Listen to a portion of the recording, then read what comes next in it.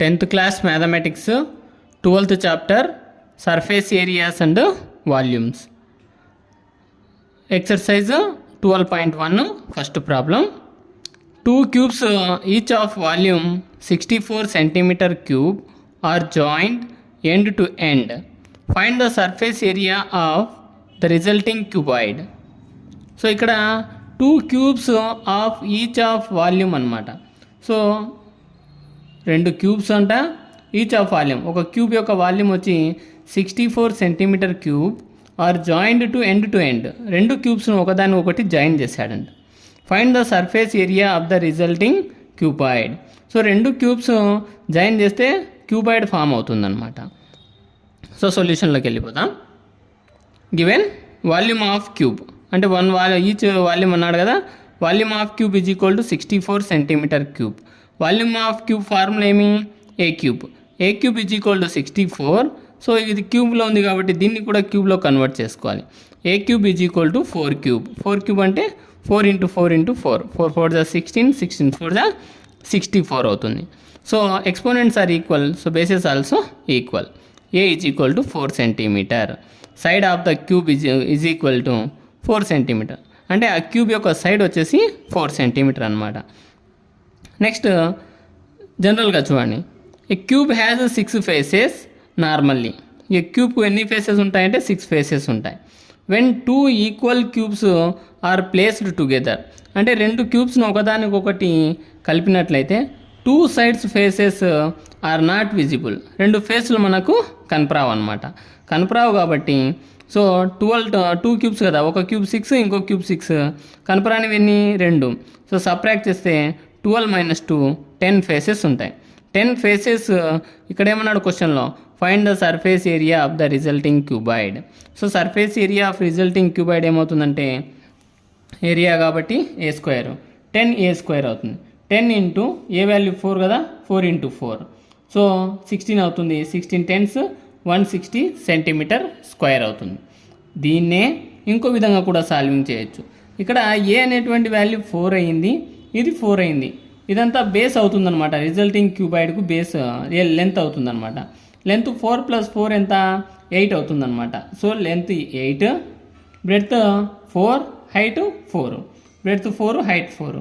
So resulting cuboid యొక్క surface area అన్నాడు కాబట్టి టీఎస్ఏ ఆఫ్ క్యూబాయిడ్ చేయాలి.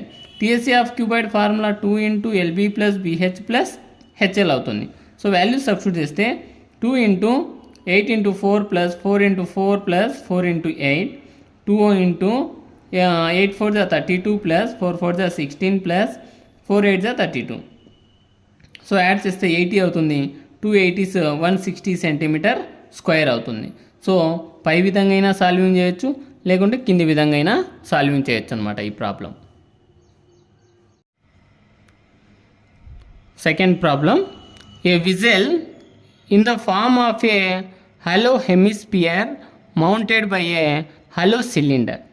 The diameter of the hemisphere is 14 cm and the total height of the vessel is 13 cm. Find the inner surface area of the vessel. So question understand చేసుకుంటే, a vessel is in the form of a hollow hemisphere. అంటే ఆ whistle అనేటువంటిది హెమిస్పియర్గా ఉందంట.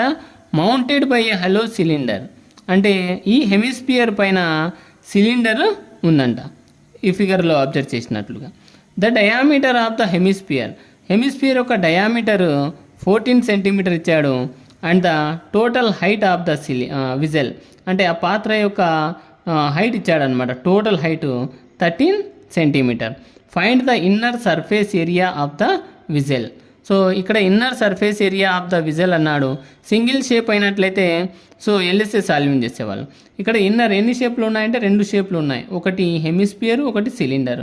వీటి యొక్క inner surface area అంటే దీని యొక్క ఎల్ఎస్ఏ, దీని యొక్క ఎల్ఎస్ఏలు 2 యాడ్ చేస్తే మనకు కావాల్సినటువంటి ఇన్నర్ సర్ఫేస్ ఏరియా అనేటువంటిది వస్తుందన్నమాట. సో హెమిస్పియర్ డ్రా చేసాం, దానిపైన సిలిండర్ ఉంది. నెక్స్ట్ హెమిస్పియర్ యొక్క డయామీటర్ ఇచ్చాడు. డయామీటర్ 14 అయినప్పుడు రేడియస్ ఏమవుతుంది? 1/2 అవుతుంది అనమాట. సో రేడియస్ 7 సెంటీమీటర్ అవుతుంది. నెక్స్ట్ టోటల్ విజిల్ యొక్క హైట్ వచ్చేసి 13 సెంటీమీటర్స్ ఇచ్చాడనమాట.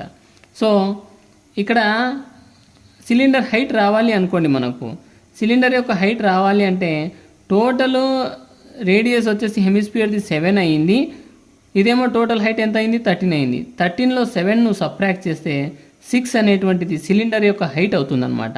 ఈ సిలిండర్ యొక్క హైట్ ఎంత అవుతుందంటే 6 సెంటీమీటర్ అవుతుంది, రేడియస్ 7, 6 7 యాడ్ చేస్తే 13 అవుతుంది. సో ప్రాబ్లంలోకి వెళ్దాం.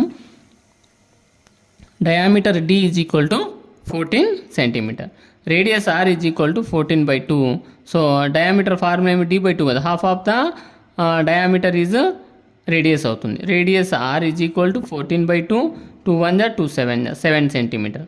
Height of the cylinder, cylinder యొక్క హైట్ రావాలి, మన క్వశ్చన్లో ఇవ్వలేదన్నమాట. టోటల్ విజల్ యొక్క హైట్ ఇచ్చాడు, రేడియస్ 7 అయింది కాబట్టి 13లో 7 సబ్ట్రాక్ట్ చేస్తే 6 సెంటీమీటర్ ఇండైరెక్ట్గా సిలిండర్ యొక్క హైట్ అవుతుందన్నమాట.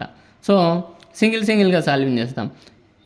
CSA of cylinder, curved surface area of cylinder, formula 2πr/h, 2 into pi value 22/7 into R value 7 into H value 6 centimetre square area కాబట్టి.